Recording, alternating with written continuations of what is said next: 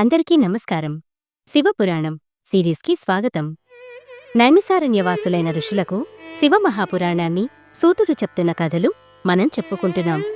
క్రిందటి ఎపిసోడ్లో చెప్పుకున్నట్లు బ్రహ్మగారు శంకరుణ్ణి పత్నీవ్రతుడు చెయ్యాలని జగన్మాతను ఉద్దేశించి విద్యాస్వరూపిణి, శుద్ధ పరబ్రహ్మరూపిణి జగన్మాత అయిన దుర్గాదేవిని స్తుతిస్తున్నాడు.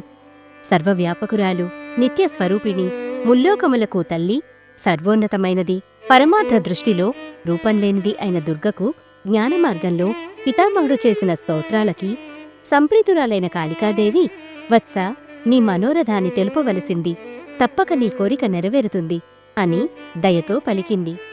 దేవి, సర్వజ్ఞురాలవైన నీకు తెలియంది ఏముంది? నీ ఆజ్ఞను అనుసరించి నా మనోరథాన్ని ప్రకటిస్తున్నాను. భూతనాథుడైన రుద్రుడు కైలాసగిరిపై యోగనిష్టలో ఉండి తపస్సు చేస్తున్నాడు. ఆయన భార్యా సహాయం లేనివాడు, నిర్వికారుడు. లోకహితాన్ని కోరి నిన్ను ప్రార్థిస్తున్నాను. ఆయన నిన్ను వివాహమాడుట కొరకు నీవాయనను మోహింపచేయి. నీవు ఆయన మనస్సును ఆకర్షింపచేసి దక్ష ప్రజాపతికి కుమార్తెగా జన్మించి రుద్రుడిని మోహింపచేసి ఆయనకు సతివై భక్తుల అభీష్టాలను నెరవేర్చి లోకంలోని స్త్రీలందరకు మాంగల్య సౌభాగ్యాన్ని ప్రసాదించాలి. మొదట ఆయన్ని చూసి ఈర్షపడ్డా ఆ హరుడు విరాగిలా ఉన్న స్థితిలో ఈ సృష్టి ఎలా మంగళకరమవుతుంది అనే చింత నన్ను పీడిస్తోంది. నువ్వే కాపాడు అన్నాడు. సృష్టికర్త ఆంతర్యాన్ని విన్న దేవి మనసులో శివుణ్ణి స్మరించి ఆయన అనుజ్ఞను పొంది, ఓ బ్రహ్మ, శంకరుడు భార్యను స్వీకరించనిదే ఈ సనాతన సృష్టి సంపూర్ణం కాబోదని నువ్వు చేసిన ప్రతిపాదన వాస్తవం. నేను దక్షపుత్రికనై సతీదేవి రూపంలో జన్మించి శంకరునికి సహధర్మచారిణిగా ఉంటాను. లోకంలో అందరు పురుషులు భార్యావిధేయులుగా ఉంటున్నట్లుగానే శంకరుడు కూడా నాకు వశమై ఉండుగాక అని పలికి దుర్గాదేవి అంతర్హితురాలైంది. బ్రహ్మ తన నివాసానికి వెళ్లి కుమారులకు తన అనుభవాన్ని సంతోషంతో వెల్లడించి దిగులు మాని దక్షుణ్ణి పిలిచి దుర్గాదేవి వరప్రసాదాన్ని చెప్పి, కుమారా దక్ష, నువ్వు తక్షణం క్షీరసాగర ఉత్తర తీరానికి వెళ్లి జగదంబా దర్శన కాంక్షా తత్పరుడవై తపస్సు ప్రారంభించు. ఆ తల్లిని నీకు కూతురిగా పుట్టమని ప్రార్థించు అని ఆశీర్వదించి ఆజ్ఞాపించాడు. దక్షుడు తండ్రి మాట విని తత్తీరానికి వెళ్లి పవన పర్ణాంబుభక్షుడై ఘోరంగా తపస్సు చేశాడు. జగన్మాత ప్రత్యక్షమై దక్షుని మనోగత అభిప్రాయాన్ని ప్రసన్నంగా పలికింది. దక్ష, శివుడు ఎన్ని రూపాల్లో ఉన్నా నేనే ఆయన దాసిని. నీవు కోరినట్లే నేను నీ కుమార్తెగా సమయం వచ్చినప్పుడు ప్రభవిస్తాను. కానీ ఒక్క ఆజ్ఞ, షరతు అనుకో. ఏనాడైతే నువ్వు నా యందు ఆదరాన్ని కోల్పోతావో ఆనాడే నేను నా దేహత్యాగం చేసి స్వస్వరూపంలో వచ్చేస్తాను, లేదా మరో దేహాన్ని ధరిస్తాను. అంతేకాదు ఓ ప్రజాపతి, ప్రతి కల్పంలోనూ ఈ గాథలో ఈ వరప్రభావం తప్పక ఉంటుందని గమనించు అని దక్ష ప్రజాపతిని అనుగ్రహించి మహేశ్వరి అంతర్ధానమైంది. లోకమాత ఆజ్ఞ షరతుల కన్నా తన కూతురుగా జన్మించబోతున్నదనే ఆనందంతో తన ఆశ్రమానికి చేరుకున్నాడు దక్షుడు. ప్రజాపతి కాబట్టి అనేక విధాలైన మానసిక సృష్టిని చేయ సంకల్పించాడు. ఆ సృష్టిలో ఏ విధమైన అభివృద్ధి లేకపోవటాన్ని గమనించి తండ్రి అయిన బ్రహ్మకి మొరపెట్టుకున్నాడు.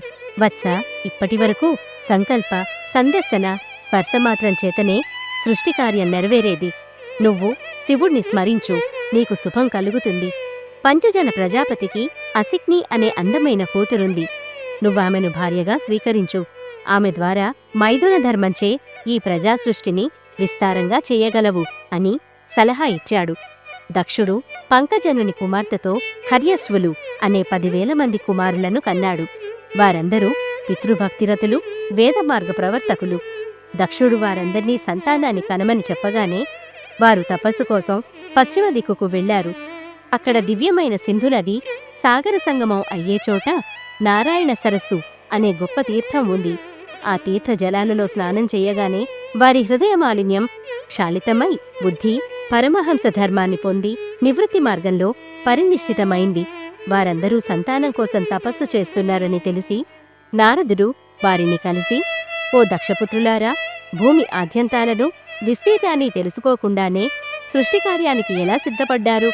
శాస్త్రం తండ్రి వంటిది, అది నివృత్తి మార్గాన్నే బోధిస్తోంది. అప్పుడే సంతానం తగదు అని నారదుడు బోధించేసరికి వారందరూ జ్ఞానమార్గంలోకి వెళ్ళిపోయారు.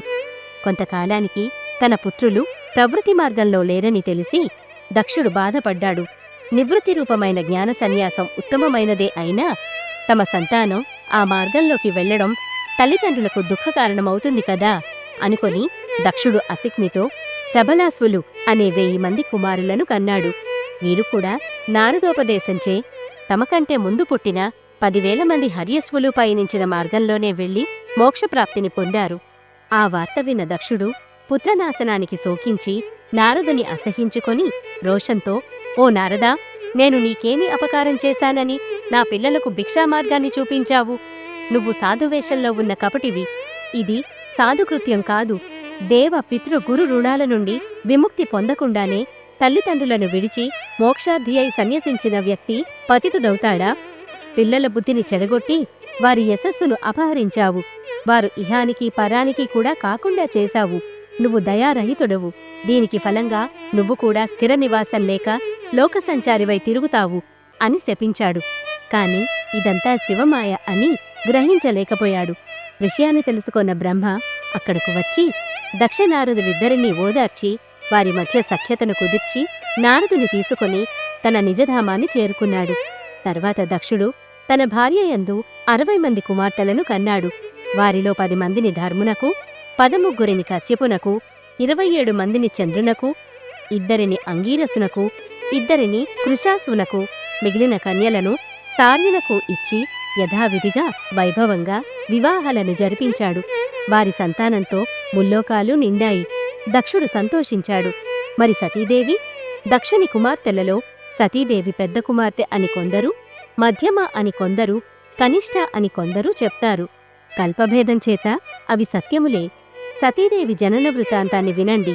ఈ గాథ పరమ పవిత్రమైనది, కలికల్మషహరమైనది, స్త్రీలకు సౌభాగ్య సంతానాలనిచ్చేది, దాంపత్య జీవితంలో సుఖసంతోషాలను పెంపొందింపచేసేది. దక్ష ప్రజాపతి భార్యతో క్షీరనీర న్యాయంగా అన్యోన్యంగా ఉల్లాసభరితులై కాపురం చేసుకుంటూ ఉండగా ఉమాదేవి దయాన్వితయై దక్షపత్ని హృదయంలో నిలిచింది. ఆ తర్వాత వీరికి గర్భచిహ్నాలు ప్రకటితమయ్యాయి. ఉమావాస కారణంగా దక్షపత్ని మహామంగళరూపిణిగా కనిపించింది. దక్షుడు సంతోషంతో తన కులానికి, సంపదకు, విద్యకు, ఉదారతకు అనురూపంగా ఆమెకు సీమంతాది సంస్కారాలను జరిపించాడు. వచ్చిన మహర్షులకు మర్యాదలను చేసి వారి మనోరథాల నీడేర్చి పరితృప్తులను చేసి ఆశీర్వచనాలను పొందాడు. లోకమాత సతీరూపంలో ఆవిర్భవింపబోతున్నదని విష్ణ్యాది దేవతలు కృష్ణమానసులై ఆ తల్లిని స్తుతించి దక్షదంపతులను ప్రశంసించారు. నవమాసాలు నిండగానే లౌకిక కర్మలను జరిపించాడు దక్షుడు. 10వ మాసం నిండగానే ఉమాదేవి తల్లియందు ఆవిర్భవించింది. ఆ సమయంలో గ్రహతారకులు శుభస్థితిలో ఉన్నాయి. ఆకాశం సావకాశంగా ఉంది. దిక్కులు ప్రసన్నంగా ఉండి పరిమళ వాయువులు వీచాయి. దిక్పాలకులు చేమోడ్చారు. దిగ్గజాలు కైమోడ్చాయి. మేఘాలు పూలజల్లులా నీటిని వర్షించాయి.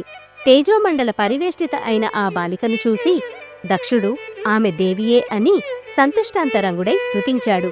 మహేశాని నమస్తుభ్యం జగదంబే సనాతని, కృపాంకరు మహాదేవి సత్యే సత్యస్వరూపిణి, శివా శాంతా మహామాయా యోగనిద్రా జగన్మయీ, యా ప్రోచ్యతే వేద విద్భిర్నమామి త్వాం హితావహం. దక్షుడు ఇలా స్తుతించగా అక్కడున్న వారెవరికీ వినపడని విధంగా దుర్గాదేవి దక్షునితో, నన్ను కుమార్తెగా పొందాలనే నీ కోరిక సిద్ధించింది అని పలికి తిరిగి శిశుభావాన్ని పొంది రోదించింది. ఆ బాలికను చూసి తల్లి అయిన అసిక్నితో పాటు అందరూ ఆనందించారు. ఆ తర్వాత కథ తర్వాతి ఎపిసోడ్లో చెప్పుకుందాం. సెలవు.